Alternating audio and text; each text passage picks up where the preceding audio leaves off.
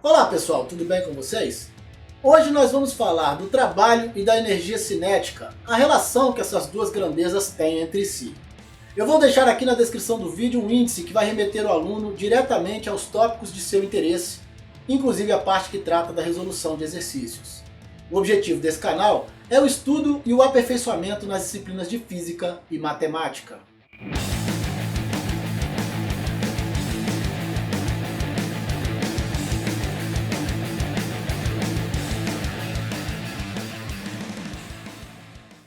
Bom, pessoal, nós vamos começar o estudo do trabalho relacionando essa grandeza à energia, em especial à energia cinética. Então vamos entender o que vem a ser a energia cinética de uma partícula. A energia é uma grandeza que os físicos ainda não conseguem definir. No entanto, a gente sabe que ela existe e podemos dizer que um sistema ou um corpo tem energia quando tem capacidade de realizar um trabalho.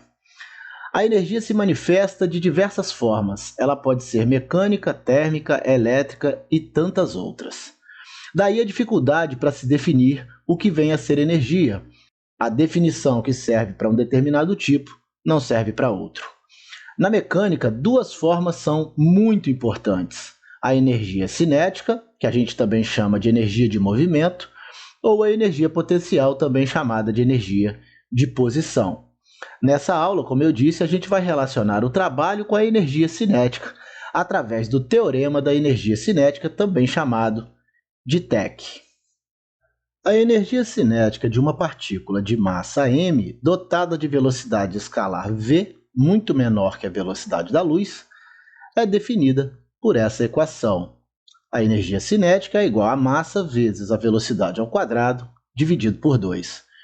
Quando formos estudar a relatividade, nós veremos que, ao nos aproximarmos da velocidade da luz, muita coisa da física clássica não funciona. Esse tipo de energia está associado ao movimento do corpo. Sendo assim, ela é um tipo de energia mecânica. A energia cinética é uma grandeza escalar e, portanto, independe da direção da velocidade.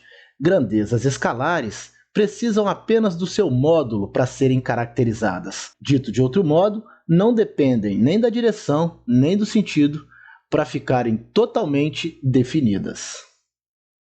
Unidade de energia e equação dimensional. No SI, a unidade de energia é o Joule. E partindo da equação da energia cinética, a gente obtém a equação dimensional para a energia. A unidade de energia é igual à unidade de massa vezes a unidade de velocidade elevada ao quadrado. Vamos chamar a unidade de massa de m e a unidade de velocidade de s sobre t, ou seja, o espaço dividido pelo tempo. Então nós teremos a unidade de energia igual à unidade de massa vezes a unidade de espaço dividido pela unidade de tempo ao quadrado.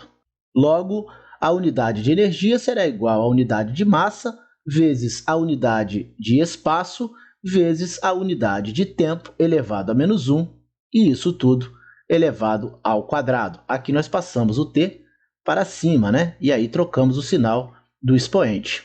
Por fim, a unidade de medida de energia será a unidade de massa vezes a unidade de espaço ao quadrado vezes a unidade de tempo elevado a menos 2.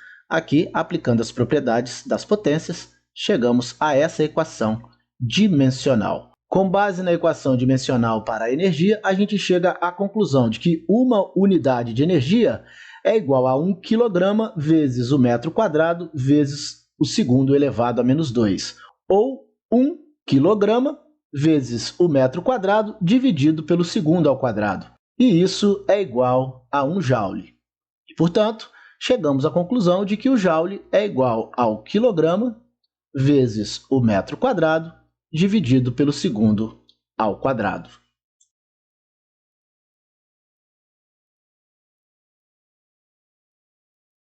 Trabalho de uma força constante.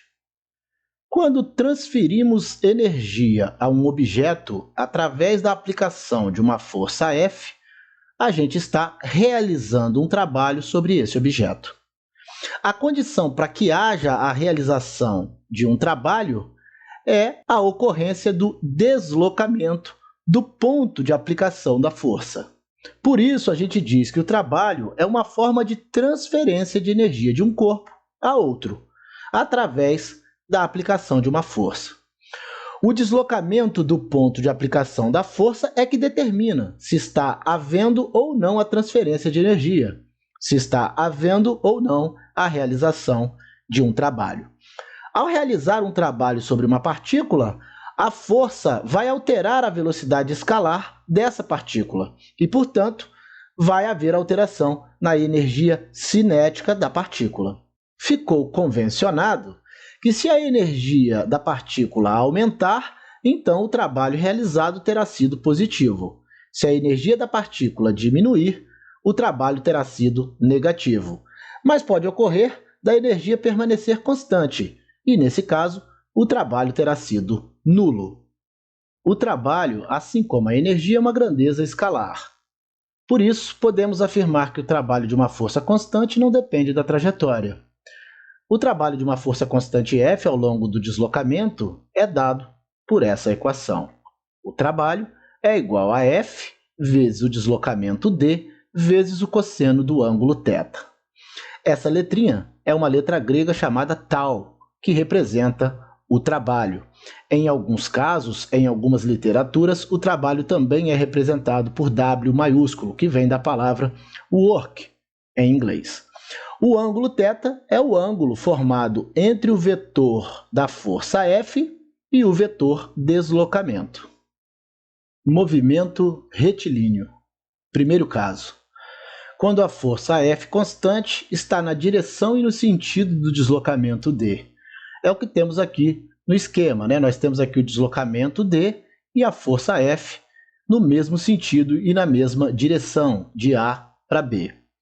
A gente observa no esquema também que o ângulo formado entre os vetores força e deslocamento, um vetor sobre o outro, é de 0 grau. E, portanto, o cosseno de 0 será igual a 1. Com isso, a equação do trabalho, que é igual a F vezes D vezes o cosseno de θ, fica F vezes D, uma vez que o cosseno de θ será igual a 1. Segundo caso, agora a força constante F tem a mesma direção, mas sentido oposto ao do deslocamento D. É o que vemos na figura, né? Aqui nós temos o deslocamento para a direita e a força para a esquerda. Portanto, tem a mesma direção, esses vetores, mas sentidos opostos. O ângulo formado entre vetores que estão em sentidos opostos, com mesma direção, é o ângulo de 180 graus. E o cosseno de 180 graus é igual a menos 1. Logo, a equação do trabalho, que é F vezes D vezes o cosseno de θ, fica menos F vezes D, uma vez que o cosseno de θ será substituído por menos 1. Terceiro caso, força F constante com direção diferente da direção do deslocamento D. A gente observa, nesse caso, que o deslocamento acontece no sentido da componente Fx da força F. O deslocamento do bloco vai se dar no sentido da componente Fx dessa força F. Como Fx é igual a F vezes o cosseno de θ, se nós olharmos aqui esse triângulo retângulo, a partir do ângulo θ, nós teremos o cosseno de θ igual ao cateto adjacente Fx sobre a hipotenusa F, e, portanto, de fato, Fx será igual a F vezes o cosseno de θ. Logo, a equação do trabalho fica Fx vezes D. Mas Fx nós dissemos aqui em cima que é F vezes o cosseno de θ, e, portanto, a gente pode trocar Fx por F vezes o cosseno de θ. Então, a equação do trabalho fica F vezes D vezes o cosseno de θ. Essa equação nós já vimos lá no início do nosso estudo. É uma equação geral para o cálculo do trabalho, ou seja, podemos usar essa equação independente do sentido e da direção dos vetores força e deslocamento. Quarto caso, força F constante com direção perpendicular à do deslocamento D. Agora nós temos o deslocamento, o vetor deslocamento e o vetor força perpendicular um ao outro, ou seja, formando um ângulo reto, um com o outro, né? A gente vai observar que, nesse caso, o ângulo formado entre os vetores é o ângulo reto, o ângulo de 90 graus. Como o cosseno de 90 é igual a zero, teremos um trabalho nulo, ou seja, o trabalho será igual a zero, uma vez que o cosseno de 90 graus é igual a zero. A equação geral, que é f vezes d vezes o cosseno de θ, fica f vezes d vezes zero, ou seja, o trabalho de fato é nulo. Observe que, nos casos 1, 2 e 4, nós usamos a equação geral vista no terceiro caso, com a diferença de que no primeiro caso nós tínhamos o cosseno de 0 grau, no segundo caso o cosseno de 180 graus e nesse quarto caso o cosseno de 90 graus. O cosseno de 0 é igual a 1, o cosseno de 180 é igual a menos 1 e o cosseno de 90 igual a zero. Ou seja, o primeiro, o segundo e o quarto casos são apenas variações especiais do terceiro caso. A gente pode classificar o trabalho como um trabalho motor ou um trabalho resistente. O trabalho é motor quando a força favorece o deslocamento. Por sua vez, nos casos em que a força dificulta o deslocamento, a gente classifica o trabalho como um trabalho resistente. Equação dimensional e unidade de trabalho. Vamos considerar a equação geral do trabalho, né? F vezes d vezes o cosseno de θ. Sabendo que F, segundo a segunda lei de Newton, é igual a massa vezes a aceleração. Vamos chamar a unidade de massa de m e a unidade de aceleração de s sobre t ao quadrado, ou seja, o espaço sobre o tempo ao quadrado. Afinal, a aceleração é dada em metro por segundo ao quadrado. A unidade de espaço dividido pela unidade de tempo ao quadrado. Portanto, a unidade de trabalho será igual à unidade de massa vezes a unidade de aceleração, que é o espaço dividido pelo tempo ao quadrado, vezes o deslocamento, que também é medido em unidade de espaço. O cosseno de θ é uma unidade adimensional, não possui dimensão. Portanto, a unidade de trabalho será a massa vezes o espaço ao quadrado, o espaço vezes o espaço ao quadrado, vezes o tempo elevado a menos 2. Aqui, passando o tempo para cima, para o numerador, a gente troca o sinal do expoente. Com isso, a gente percebe que a equação dimensional da energia e a equação dimensional do trabalho é a mesma. Portanto, a unidade de medida de trabalho, no SI, é também o joule. Afinal de contas, se a gente comparar lá com o slide onde a gente viu a equação dimensional da energia, a gente vai ver que a unidade de energia também é a unidade de massa vezes a unidade de espaço ao quadrado vezes a unidade de tempo elevado a menos 2.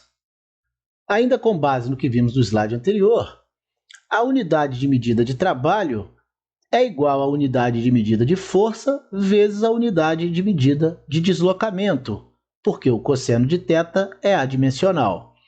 Portanto, a unidade de medida de trabalho também pode ser o Newton vezes o metro. O Newton, unidade de força, e o metro, unidade de deslocamento. Com isso, eu chego à seguinte conclusão. Um joule também é igual a 1 Newton e metro, que é igual a 1 kg vezes o metro quadrado vezes o segundo elevado a menos 2. Existe uma outra unidade de trabalho que é muito pouco usada, que é chamada de erg. Um joule é igual a 10 elevado à sétima erg.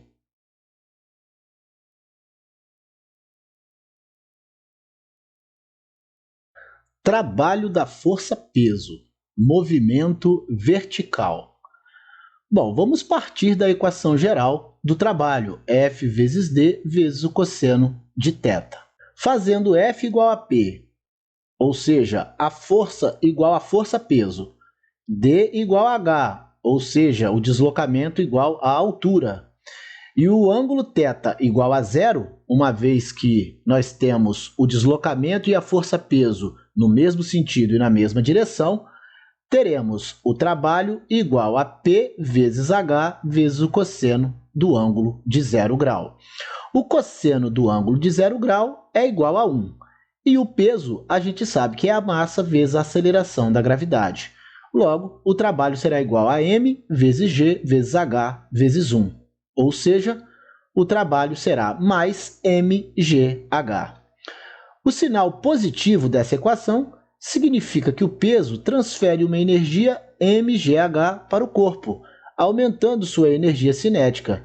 Isso ocorre quando os corpos estão em queda.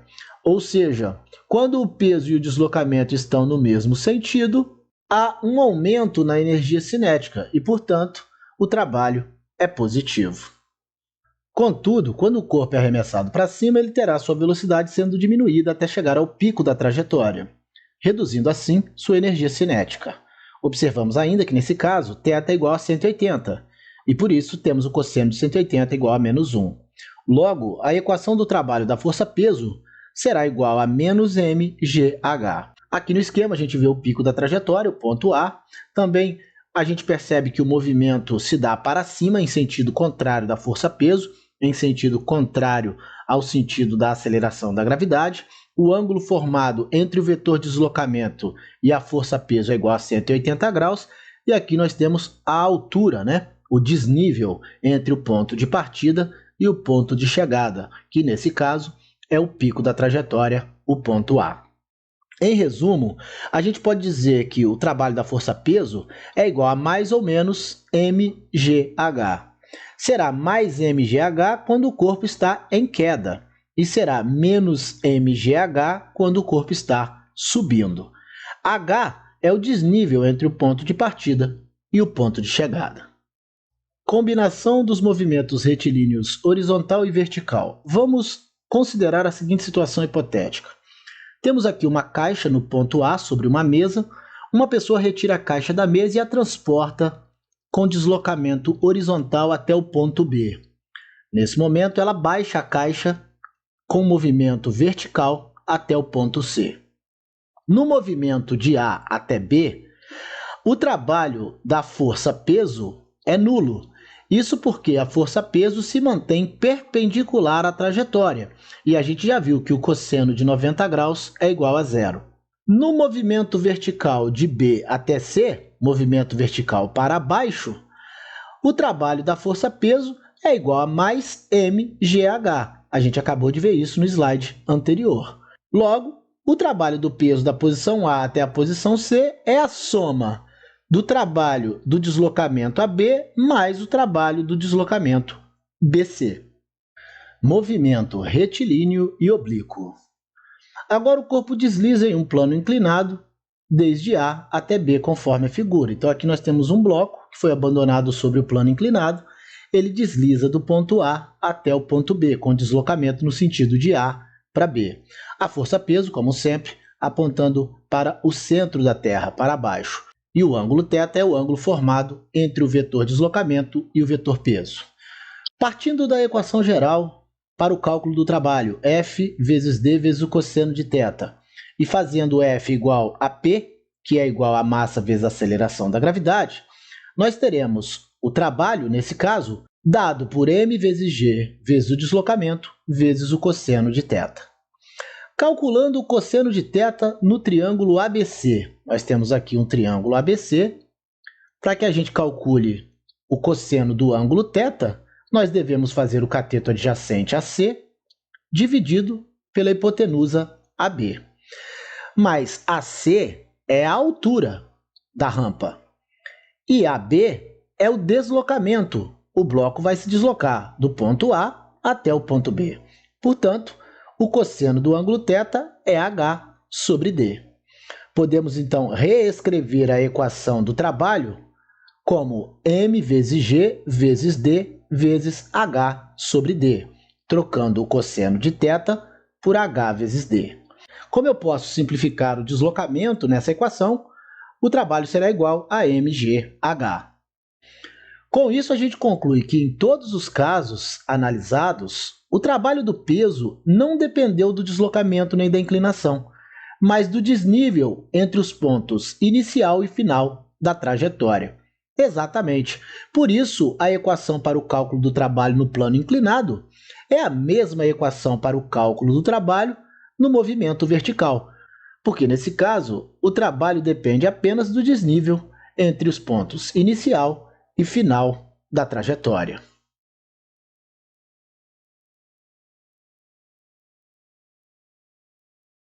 Trabalho de uma força constante em trajetória curva. É possível demonstrar, desde que F seja constante e horizontal, que para cada deslocamento dI sobre uma trajetória curva, o cálculo do trabalho será a força constante vezes o deslocamento 1, mais a força constante vezes o deslocamento 2, mais a força constante vezes o deslocamento 3, e assim por diante. Colocando a força constante em evidência, nós teremos o trabalho igual à força constante vezes a soma dos respectivos deslocamentos. Como o deslocamento total é D, o trabalho da força F será F vezes D. Já vimos essa equação em vários momentos. Se nós usarmos então a força F constante agora no sentido vertical, o trabalho será F vezes H. H é o deslocamento D, no caso do sentido vertical. A gente diz que uma força constante é uma força conservativa porque o seu trabalho não depende da trajetória da partícula, e sim do desnível entre o ponto inicial e o ponto final. Vimos isso no movimento retilíneo horizontal, no movimento vertical, vimos também na composição do movimento retilíneo vertical e horizontal, e agora estamos vendo aqui tanto no movimento horizontal quanto vertical em trajetória curva.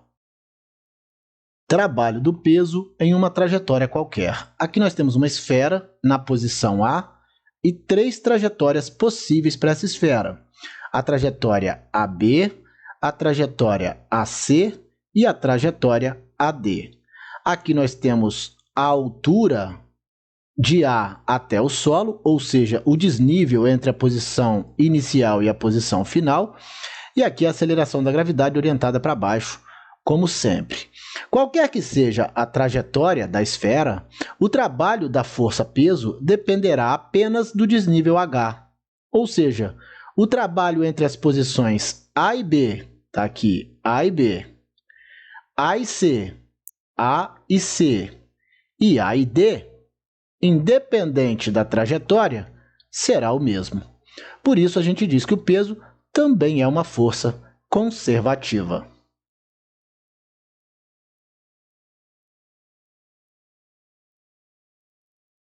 Trabalho de uma força variável, movimento em uma dimensão.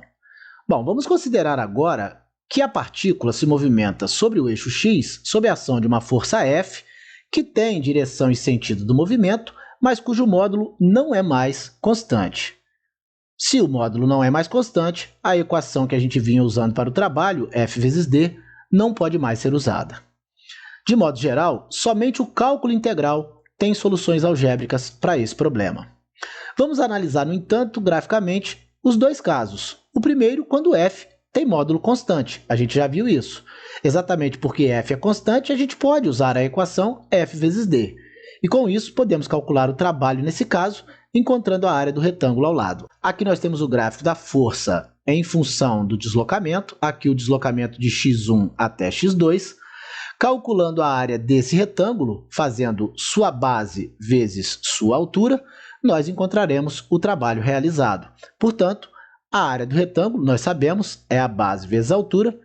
Isso é numericamente igual ao deslocamento vezes a força, que é numericamente igual ao trabalho.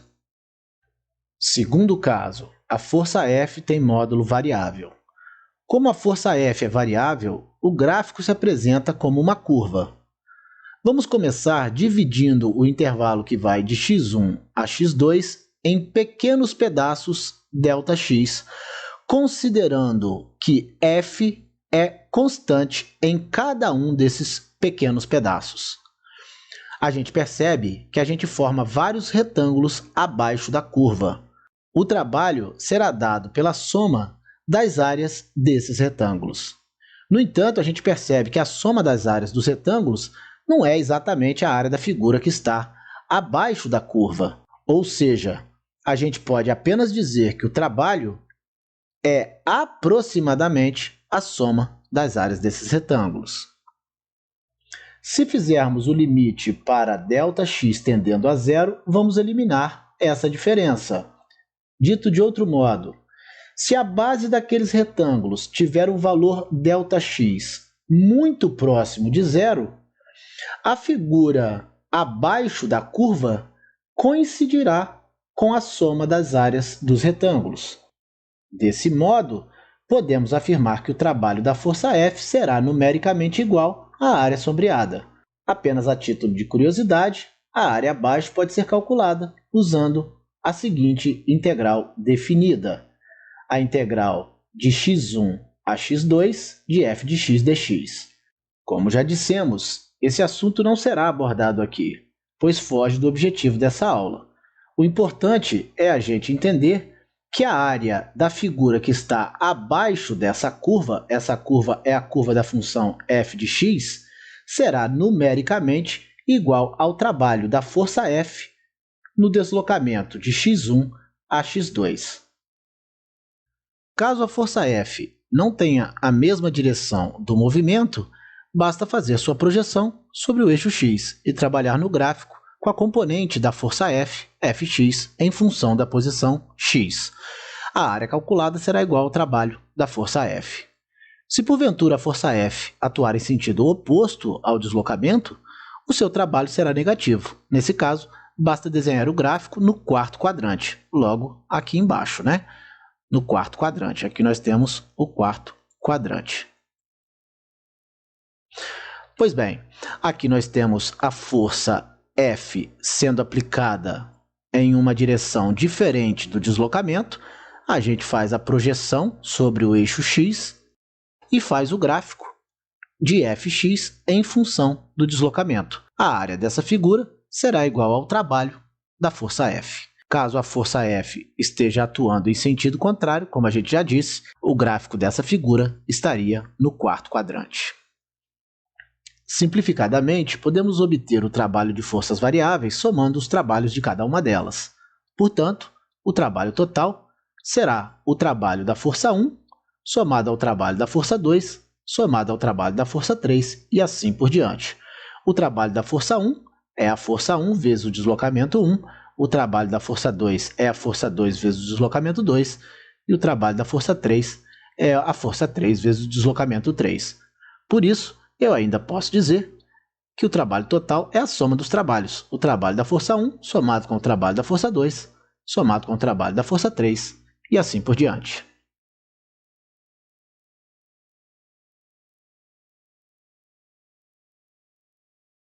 Teorema da energia cinética. Quando uma partícula se desloca sob a ação de uma força resultante, essa força realiza um trabalho sobre a partícula e sua energia cinética poderá variar, sendo aumentada, diminuída ou até se mantendo constante a depender do valor numérico do trabalho. Se o trabalho resultante for maior que zero, haverá um aumento da energia cinética da partícula. Caso o trabalho resultante seja menor que zero, haverá uma diminuição na energia cinética da partícula. Por fim, se o trabalho resultante for igual a zero, a energia cinética da partícula se manterá constante. Isso mostra que existe uma relação entre a variação da energia cinética e o trabalho da força resultante, relação essa que veremos adiante. Se considerarmos uma partícula que se movimenta sobre o eixo x, sob a ação de uma força resultante constante, exercida na direção do eixo x, e supormos que a partícula tenha passado por x1 com velocidade v1 e por x2 com velocidade v2, é possível demonstrar, usando a equação de Torricelli, que o trabalho resultante é igual a massa vezes a velocidade 2 ao quadrado sobre 2, menos a massa vezes a velocidade 1 ao quadrado sobre 2. E isso é igual à energia cinética no ponto de abscissa x2 menos a energia cinética no ponto de abscissa x1. Essa equação é conhecida como Teorema da Energia Cinética, ou TEC, e o teorema pode ser assim enunciado. O trabalho da força resultante realizado sobre uma partícula entre duas posições da trajetória é igual à variação da energia cinética da partícula nesse trecho, ou seja, o trabalho resultante é igual à variação da energia cinética. Vale uma observação: o TEC é válido para qualquer tipo de movimento e não está restrito ao formato da trajetória. Ele se refere ao trabalho da força resultante e pode ser usado caso haja atrito, por exemplo, bastando incluir o trabalho dessa força nos cálculos.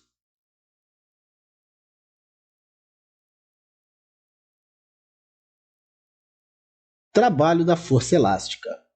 Se a gente agora considerar um sistema constituído de uma mola e um bloco na posição de equilíbrio, distendendo ou comprimindo a mola, ela exercerá sobre o bloco uma força elástica que tende a trazer o bloco para a posição de equilíbrio. Aqui nós temos 3 esquemas. No primeiro, a mola está em equilíbrio, o bloco está na posição 0. Distendendo a mola, aparece a força elástica com a tendência de trazer o bloco para a posição 0 inicial. Comprimindo a mola, de igual modo, a força elástica tende a empurrar o bloco para restabelecer a posição de equilíbrio 0. Em ambos os casos, seja comprimindo a mola ou a distendendo, o trabalho é executado pela força elástica. A gente viu que a força elástica é diretamente proporcional à deformação x da mola. Vimos isso quando estudamos a força elástica. A força elástica é igual a K vezes x. Por isso, o módulo do trabalho da força elástica pode ser encontrado calculando a área do triângulo em destaque no gráfico. Aqui a gente tem o gráfico da força elástica em função da deformação x. A força elástica é K vezes x, a deformação é x. A área do triângulo a gente encontra fazendo a base vezes a altura sobre 2. A base desse triângulo é x e a altura é K vezes x. Então, a área do triângulo será K vezes x sobre 2, ou seja, K vezes x2 sobre 2. E isso é numericamente igual ao módulo do trabalho da força elástica. O módulo do trabalho da força elástica, então, é igual a kx2 sobre 2. Logo, o trabalho da força elástica será mais ou menos kx2 sobre 2. A equação do trabalho da força elástica mais ou menos kx2 sobre 2 significa que quando o bloco está se deslocando para a posição de equilíbrio, o trabalho da força elástica é positivo. Já quando o bloco estiver se afastando da posição de equilíbrio, o trabalho da força elástica será negativo. A força elástica, assim como o peso, é uma força conservativa, pois seu trabalho não depende da trajetória. Aqui nós temos uma esfera na posição A, ela tem 2 trajetórias aqui possíveis para chegar à posição B, uma passando por C e outra por D. Como a força elástica é uma força conservativa, seu trabalho não depende da trajetória. Logo, o trabalho executado por essa força elástica, a força elástica dessa mola, é o mesmo, tanto na trajetória ACB quanto na trajetória ADB.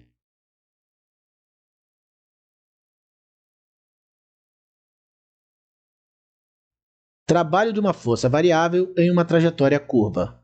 Vamos considerar agora uma partícula que se move numa trajetória curva sob a ação de uma força variável, ou seja, a partícula altera durante o deslocamento pelo menos uma das 3 características da força, o módulo, a direção ou o sentido. A gente observa na figura que ela está se deslocando da posição A para a posição B. E nesse caso a gente não pode aplicar a definição de trabalho vista anteriormente, porque a força F está variando o seu módulo e sua direção. O seu módulo é o valor numérico que representa a força F, e sua direção é o ângulo entre o vetor F e o vetor D. Mais uma vez, a gente vai precisar recorrer ao conceito de limite se quisermos efetuar o cálculo algébrico do trabalho. Será necessário dividir a trajetória em minúsculos pedaços, considerando-a retilínea, de tal modo que a força F permaneça constante. Bom, a gente vai dividir a trajetória em pedaços tão pequenos, mas tão pequenos, que a força F poderá ser considerada uma força constante. E aí, a gente poderá calcular o trabalho durante a trajetória AB. Sendo DI o deslocamento e FI a força no trecho de ordem I, o trabalho neste trecho é dado por FI vezes DI vezes o cosseno do ângulo θ. Bom, considerando que nós dividimos a trajetória em minúsculos pedaços, a trajetória DI corresponde a uma força FI e, portanto, nós teremos o trabalho no primeiro trecho dado por F1 vezes D1, no segundo trecho, F2 vezes D2, no terceiro trecho, F3 vezes D3.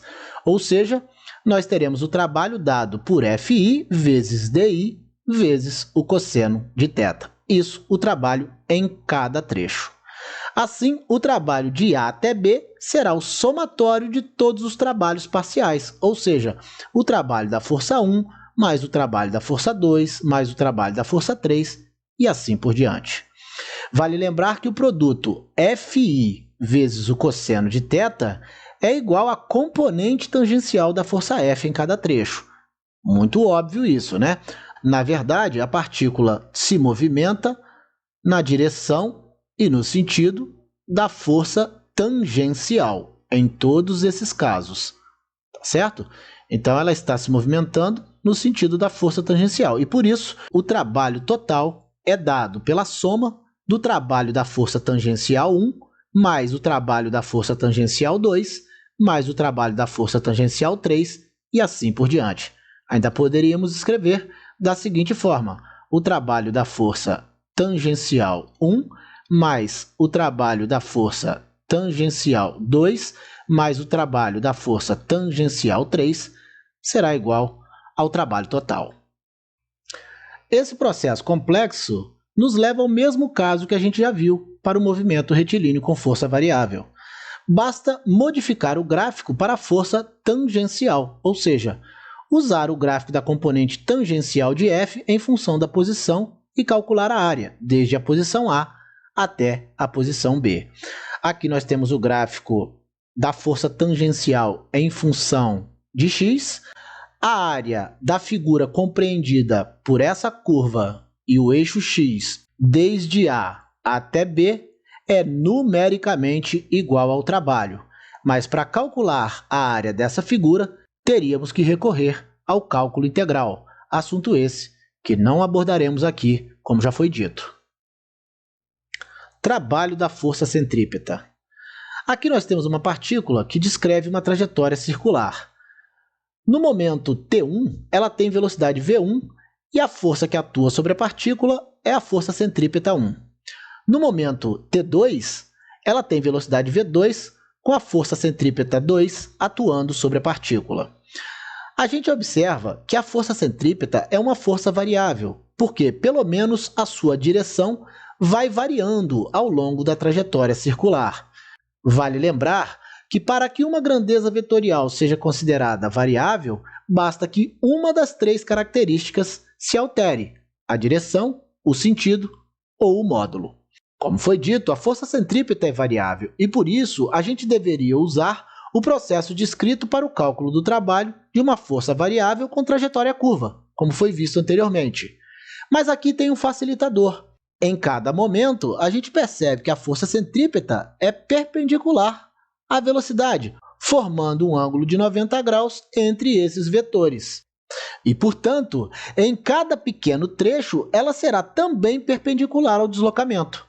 Bom, se a força é perpendicular ao deslocamento, o trabalho dessa força é nulo, ou seja, o trabalho da força centrípeta é sempre igual a zero. Trabalho da força normal. Aqui a gente tem um bloco que desliza em uma superfície curva e depois por uma superfície plana. No trecho plano da plataforma, a força normal é perpendicular ao deslocamento, formando com o vetor deslocamento um ângulo de 90 graus. E, portanto, o trabalho da força normal nesse trecho é nulo.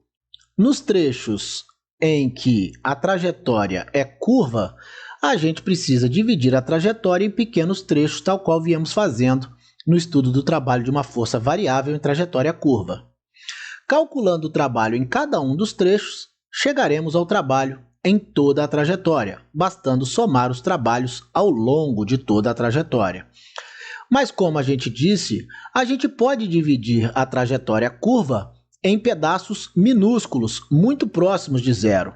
E em cada um desses pequenos momentos, a trajetória será perpendicular à força normal. E, portanto, o trabalho da força normal será sempre nulo. É o que está dito aqui, ó. Apesar da gente ter que dividir a trajetória em minúsculos pedaços para encontrar o trabalho da força variável nessa trajetória curva, A gente observa que a força normal é perpendicular ao vetor de deslocamento em cada um desses minúsculos trechos, e, portanto, seu trabalho nesses trechos também é nulo. Caso a plataforma não fosse fixa, ela poderia escorregar no sentido contrário ao do movimento inicial do bloco, e o trabalho da força normal, nesse caso, não seria nulo nos trechos curvos.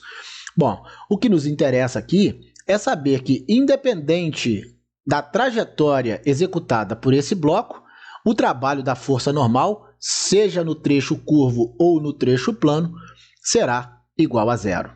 No nosso próximo encontro, seguiremos falando de energia. Vamos tratar da energia e da potência, também verificando a relação que essas grandezas possuem entre si.